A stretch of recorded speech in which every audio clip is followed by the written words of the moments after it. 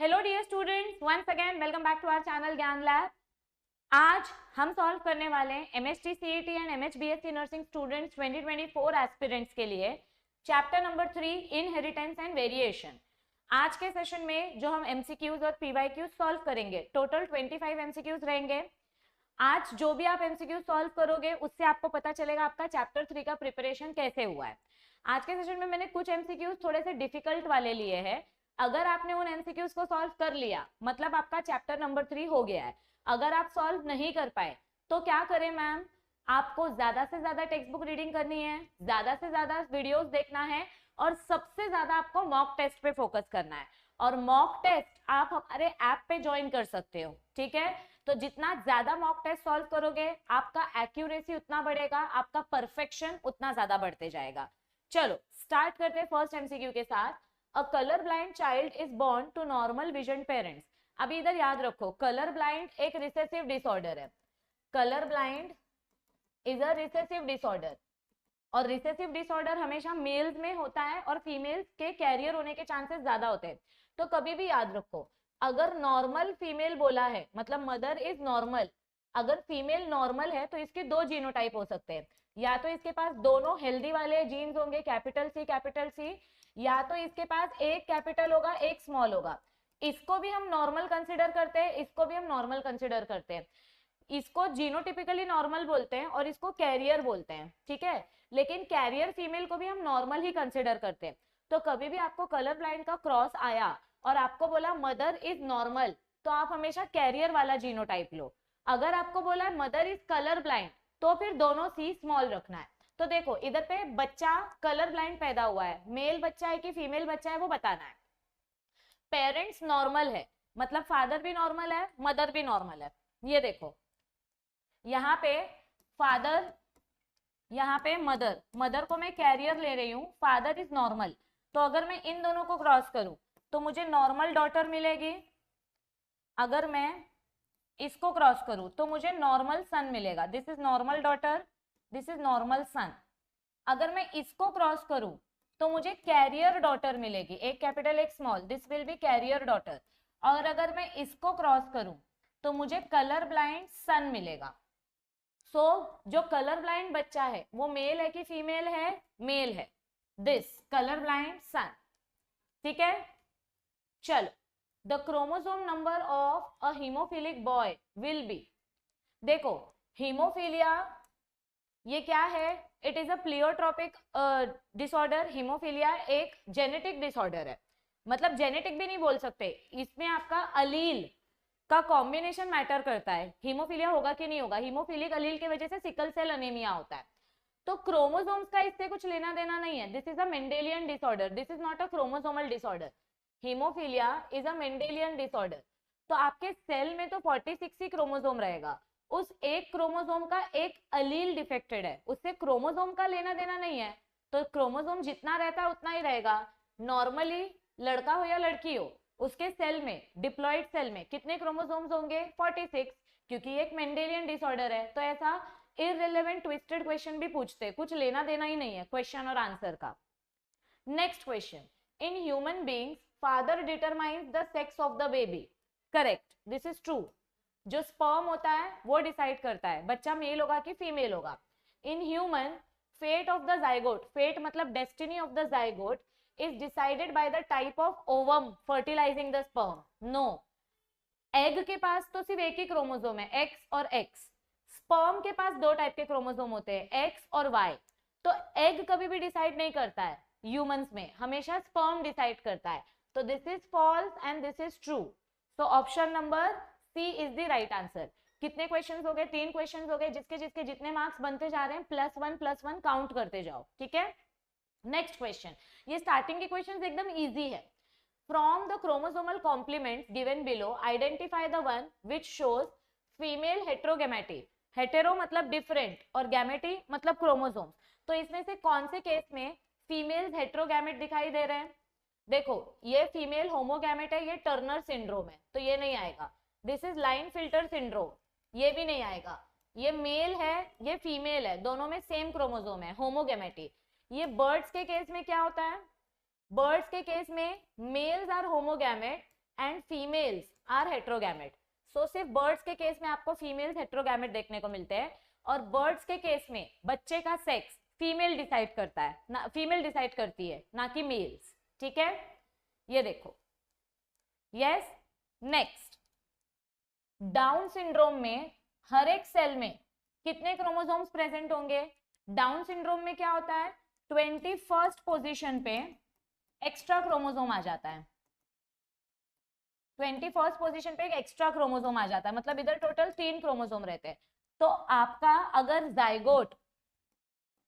Zygote के पास 47 chromosome है, तो ये जाइगोट जितनी बार डिवाइड करेगा और जितने भी सेल्स बनाएगा सब में 47 ही जाएगा ना, माइटोसिस करेगा तो डाउन सिंड्रोम के जाइगोट में जितना क्रोमोसोम होता है, उसके माइटोसिस करने की वजह से हर एक सेल में कितना क्रोमोसोम जाएगा? 47, क्योंकि 21st पोजीशन पे एक एक्स्ट्रा क्रोमोसोम आ गया है, ये देखो। सो हर एक सेल में फिर 47 क्रोमोसोम्स प्रेजेंट होंगे। Next question, in which gametic condition each cell is in the affected person has 3 sex chromosomes. 3 sex chromosomes किसमें प्रेजेंट होते हैं? टर्नर सिंड्रोम में तो एक सेक्स क्रोमोसोम कम होता है, इसमें सिर्फ 45 होते हैं। थैलासीमिया मेंडेलियन डिसऑर्डर, इसमें क्रोमोसोम का डिफेक्ट नहीं है, इसमें जेनेटिक डिफेक्ट है, क्रोमोसोम नंबर 11 और क्रोमोसोम नंबर 16। फिनाइल कीटोन्यूरिया, ये भी आपका ऑटोसोमल डिसऑर्डर है, इसका क्रोमोसोम या इससे सेक्स क्रोमोसोम से कुछ लेना देना नहीं है। लाइन फिल्टर सिंड्रोम में क्या होता है, एक एक्स्ट्रा सेक्स क्रोमोसोम रहता है। सो लाइन फिल्टर सिंड्रोम के केस में you will see one extra sex chromosome. Next, in Mendelian monohybrid cross, phenotypic ratio in F2 is 3:1. Monohybrid cross का phenotypic ratio 3:1 है, तो जीनोटिपिक रेशियो क्या होगा? 1:2:1। मतलब इसके गैमेट्स कैसे बने होंगे? मोनोहाइब्रिड क्रॉस का गैमेट्स कैसे बना होगा? ये देखो, ये F1 जनरेशन, इसके 2 टाइप के गैमेट्स आपको मिले होंगे। This is first gamete, this is second gamete, तब जाके आपको 3:1 का रेशियो मिला। तो आपको इधर क्वेश्चन क्या पूछा है, how many types of gametes are formed in F1 generation. F1 generation hybrid है, गैमेट्स के लिए फॉर्मूला क्या है? What is the formula for number of gametes? 2n। n मतलब क्या होता है? Number of hybrid pair. तो इधर पे कितना हाइब्रिड है? एक हाइब्रिड है, so n की value 1, so therefore 2n is equals to 2(1) is equals to 2। तो आपको 2 टाइप के गैमेट मिलते हैं, एक कैपिटल T, एक स्मॉल t। ठीक है, next question, when dominant A and recessive A is crossed, the percentage ratio of hybrid। जब आप डोमिनेंट A और रिसेसिव A को क्रॉस करते हो तो दोनों से एक एक गैमेट आता है और आपको F1 जनरेशन मिलता है। so the percentage of the hybrid showing parental genotype is, ना तो आपको प्योर टॉल मिला है ना आपको प्योर डॉर्फ मिला है, मतलब इधर पे जीनोटाइप किसी भी पेरेंट्स के जैसा नहीं है, इसका जीनोटाइप हाइब्रिड है। तो पेरेंट्स के जैसा जीनोटाइप दिखाई दे रहा है क्या? ना इसके पास दोनों कैपिटल ए है ना इसके पास दोनों स्मॉल ए है, ये किसी भी पेरेंट से मैच नहीं कर रहा है जीनोटाइप। फिनोटाइप में तो ये ए जैसा दिखेगा क्योंकि कैपिटल ए है, बट जीनोटाइप इसका किसी के साथ भी मैच नहीं कर रहा है। So the percentage of offspring showing parental genotype is 0%। ना दोनों कैपिटल है ना दोनों स्मॉल है, अगर दोनों कैपिटल होता तो इसके साथ मैच करता, अगर दोनों स्मॉल होता तो इसके साथ मैच करता, बट F1 हाइब्रिड किसी भी पेरेंट के साथ मैच नहीं करता है। जीनोटाइप, फिनोटाइप मैच करता है but genotype is never identical to the parent. So option number A is the right answer. ठीक है, next, which of the following cross will produce terminal flower in garden P। Terminal मतलब क्या होता है? Recessive. आपको recessive character कब मिलता है? जब आप 2 हाइब्रिड्स को क्रॉस करते हो। ये देखो, जब मैं 2 हाइब्रिड्स को जैसे कैपिटल ए स्मॉल ए को क्रॉस करूंगी तो इसका एक गैमेट बनेगा, इसका एक गैमेट, और इन दोनों के भी एक एक गैमेट बनेंगे। ठीक है, तो अभी ये और ये क्रॉस करूंगी तो कैपिटल कैपिटल, ये और ये क्रॉस करूंगी तो capital small, this and this capital small, this and this small small. तो इधर पे आपको क्या पूछा है कि आपको रिसेसिव फ्लावर किधर देखने को मिलेगा, कौन से क्रॉस में? रिसेसिव फ्लावर सिर्फ मुझे इन दोनों के बीच में देखने को मिला। यहाँ पे अगर मैं क्रॉस करती हूँ तो मुझे एक फ्लावर डोमिनेंट मिलेगा एक हाइब्रिड मिलेगा, रिसेसिव मिलेगा ही नहीं। इधर पे भी सेम, एक डोमिनेंट मिलेगा एक हाइब्रिड मिलेगा। यहाँ पे एक डोमिनेंट मतलब सिर्फ एक हाइब्रिड मिलेगा। आपको रिसेसिव फ्लावर चाहिए तो दोनों के पास रिसेसिव अलील होना चाहिए, तो ही रिसेसिव कैरेक्टर मिलेगा। सो हाइब्रिड्स के बीच में जब क्रॉस ओवर होता है तो ही आपको रिसेसिव कैरेक्टर मिलता है। This is your terminal flower. ठीक है, next, what type of gametes will be formed by this genotype. देखो गैमेट्स कैसे बनता है, इसमें कितना गैमेट बनेगा, capital R small r capital Y small y. This is one hybrid pair, this is two, तो इधर पे n की वैल्यू क्या है, 2। हाइब्रिड मतलब एक स्मॉल एक कैपिटल, इसको हाइब्रिड बोलते हैं। तो ये एक हाइब्रिड अलील है, ये दूसरा हाइब्रिड अलील है, तो n की वैल्यू है 2, therefore 2 raise to n is equals to 2 raise to 2, मतलब आपको 4 टाइप के गैमेट्स मिलेंगे। तो अभी गैमेट्स कैसे बनाएंगे, एक बार कैपिटल आर कैपिटल वाई के साथ जाएगा, एक बार कैपिटल आर स्मॉल वाई के साथ जाएगा, independent assortment.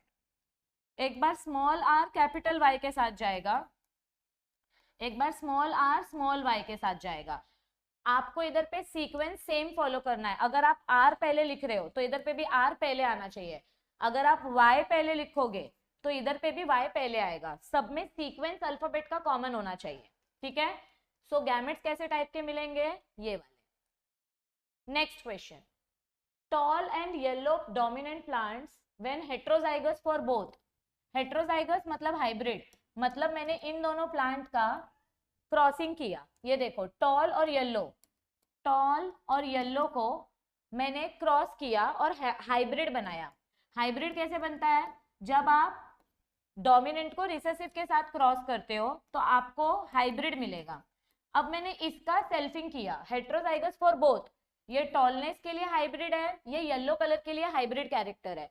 Heterozygous for both बोला है ना, सो हाइब्रिड फॉर बोथ इस सेल्फ, मैंने इसका सेल्फिंग किया, मतलब ये डाई हाइब्रिड क्रॉस हो गया। तो डाई हाइब्रिड क्रॉस में आपको क्या पता है, what is the ratio of pure homozygous dwarf. जब आप डाई हाइब्रिड क्रॉस करोगे तो आपको होमोजाइगस ड्वार्फ ग्रीन प्लांट पूछा है, ड्वार्फ ग्रीन प्लांट, इसका रेशियो क्या होगा 1/16। ये देखो हेट्रोजाइगस आपको होमोजाइगस रिसेसिव पूछा, ये आपके लिए इंपॉर्टेंट हाईलाइट है, इसका स्क्रीनशॉट ले लो। कभी भी जब आप डाई हाइब्रिड क्रॉस करते हो, अगर आपको बोला कि होमोजाइगस डोमिनेंट कितने बच्चे होंगे तो एक, ओनली दिस। अगर आपको पूछा होमोजाइगस रिसेसिव कितने होंगे तो भी एक, और अगर आपको पूछा कि दोनों का हेट्रोजाइगस बच्चा कितना होगा तो 4/16, इसको डिवाइड करोगे तो 1/4 हो जाएगा। 4/16 मतलब 4 1 4 4 4 16, तो या तो ये रहना चाहिए ऑप्शन में या तो ये रहना चाहिए।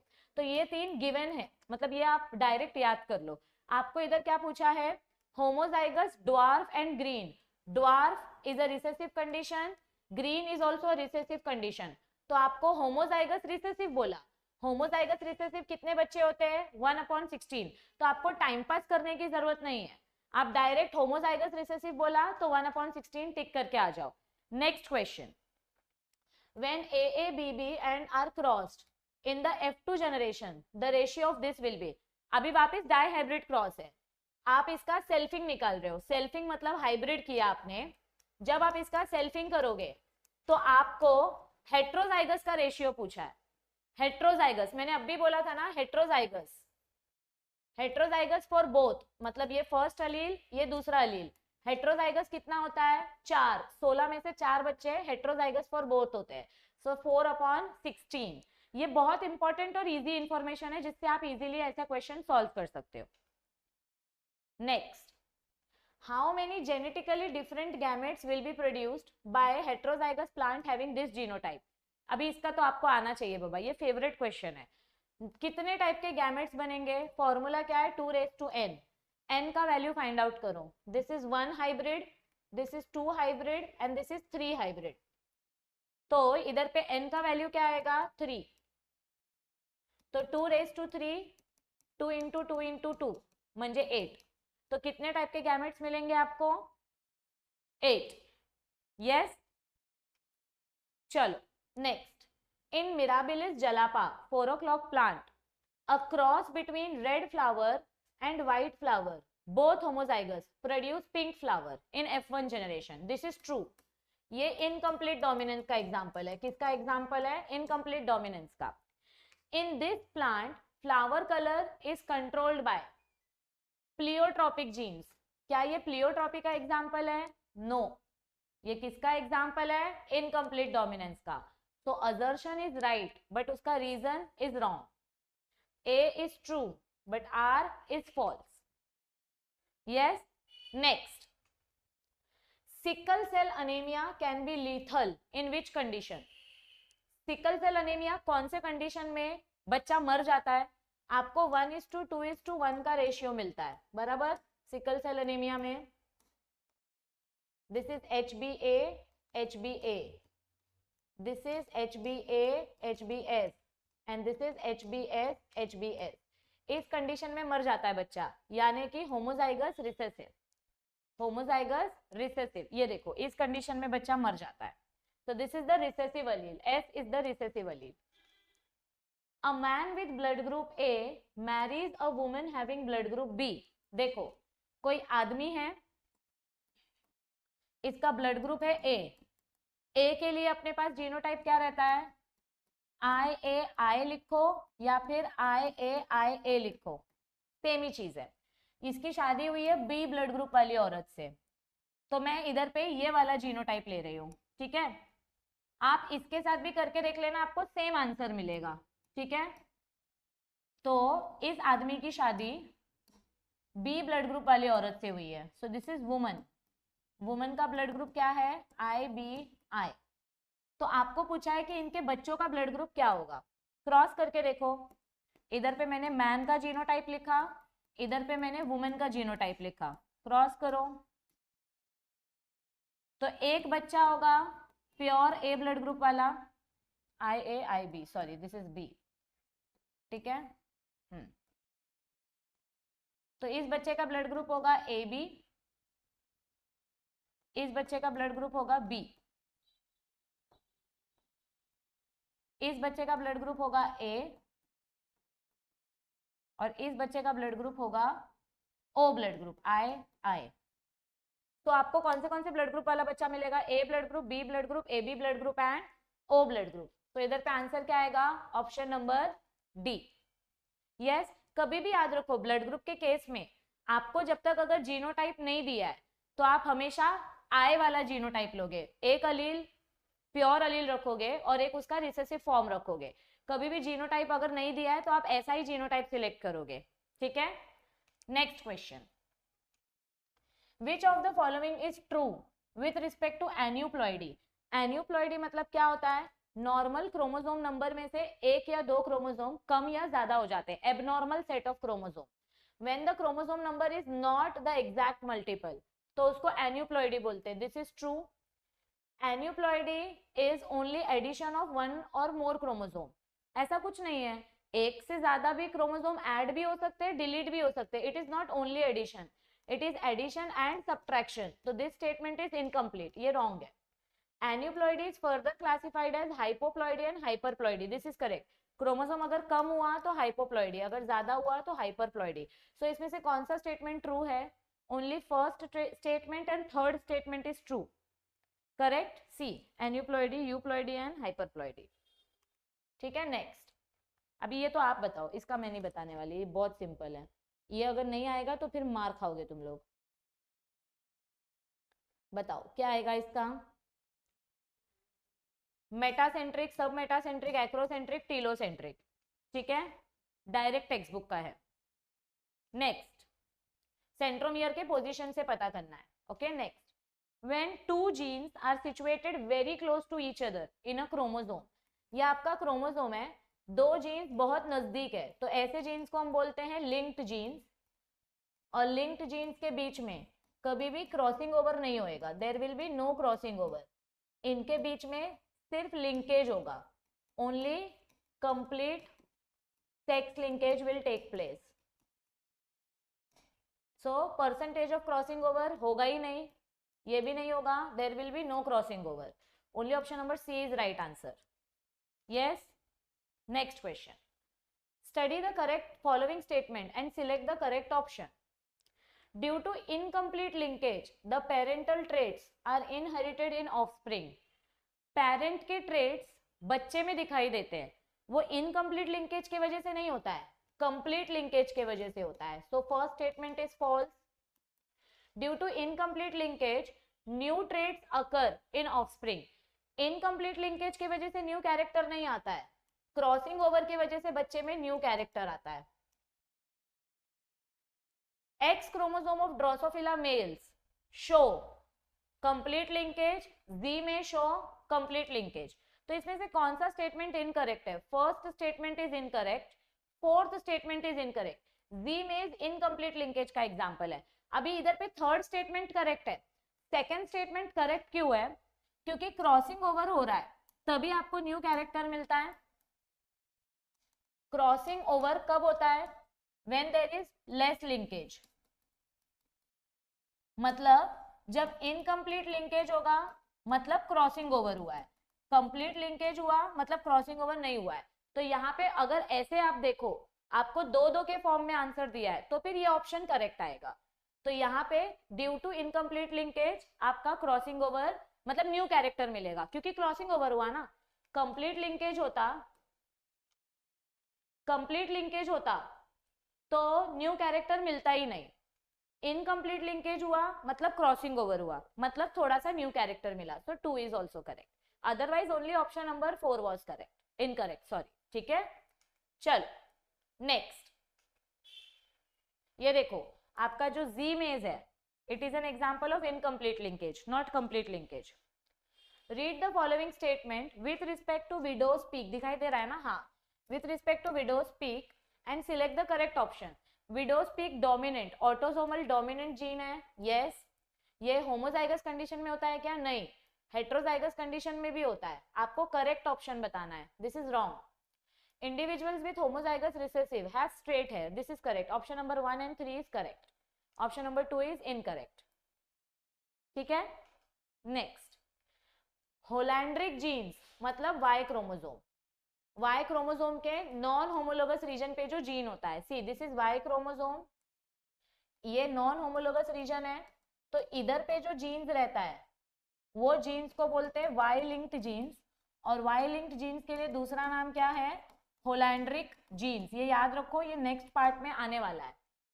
ठीक है. So holandric genes are available, are inherited from father to son. Correct, क्योंकि ये वाई क्रोमोसोम में रहता है, तो सिर्फ ये फादर से सन में ही जा सकता है, क्योंकि मदर बच्चे लड़की के पास वाई क्रोमोसोम नहीं होता है. A man carrying a sex linked gene on his Y chromosome will transmit his gene to. किसी आदमी के पास उसके वाई क्रोमोसोम पे जो जीन है, वो पूरा का पूरा जीन सिर्फ और सिर्फ किसके पास जाएगा? सन के पास. ऑल हिज मेल ऑफस्प्रिंग्स, क्योंकि वाई क्रोमोसोम सिर्फ मेल टू मेल जाता है, मेल टू फीमेल नहीं आता. ठीक है. What are the chances that a man with X linked disorder will pass it to his son. Man का एक्स क्रोमोसोम कभी सन में नहीं जाता. मैन का हमेशा वाई क्रोमोसोम जब बच्चे में जाता है तो ही लड़का पैदा होता है. अगर मैन ने अपना एक्स क्रोमोसोम दिया और वुमन ने अपना एक्स दिया तो लड़की पैदा होगी. जब मैन अपना वाई क्रोमोसोम देता है और वुमेन अपना एक्स क्रोमोसोम देती है तो लड़का पैदा होता है. अगर मैन एक्स क्रोमोसोम दे रहा है तो लड़का पैदा ही नहीं होगा. तो एक्स लिंक्ड जीन्स का कोई भी कैरेक्टर फादर अपने सन को नहीं दे सकता. एक्स लिंक्ड कैरेक्टर फादर सिर्फ अपनी डॉटर को दे सकता है, क्योंकि अगर एक्स क्रोमोसोम का जीन आया मतलब लड़की पैदा हो रही है. ठीक है. तो एक्स लिंक्ड जीन फादर कभी भी सन को नहीं देगा. 0% genes will be inherited to the son. ऐसा ट्रिकी क्वेश्चन आता है. This chapter is very tricky. Okay. You have 190 grains of jowar. अभी ऐसे टाइप का क्वेश्चन आएगा ना नंबर वाला, तो कभी भी सबसे स्मॉलेस्ट नंबर देखने का, दोनों के बीच का नंबर देखने का और हाईएस्ट नंबर देखने का. यहाँ पे स्मॉलेस्ट नंबर क्या है? 50. इसका मिडल नंबर क्या है? 140. और हाईएस्ट नंबर क्या है? 190. अगर अभी आप ध्यान से देखो तो 50 प्लस 140 इज 190. 50 को अगर 3 टाइम्स में मल्टीप्लाई करूं तो मुझे अप्रोक्सीमेटली 150 मिलेगा. 50 इंटू 3 इज 150. मतलब 140 और 150 का जो रेशियो है इट इज अप्रोक्सीमेटली 3:1. 3:1 का रेशियो हमको कब देखने को मिलता है? मोनोहाइब्रिड क्रॉस में. तो मोनोहाइब्रिड क्रॉस में अगर ये फिनोटाइप रेशियो है तो इसका जीनोटाइप रेशियो क्या होता है 1:2:1, मतलब 1 will be capital T, 1 will be small t and 2 will be capital T small t। ऐसा आपको क्रॉस का ट्विस्ट करके फिनोटाइप जीनोटाइप पूछते हैं, तो ऐसे टाइप का क्वेश्चन आया तो you have to solve it like this.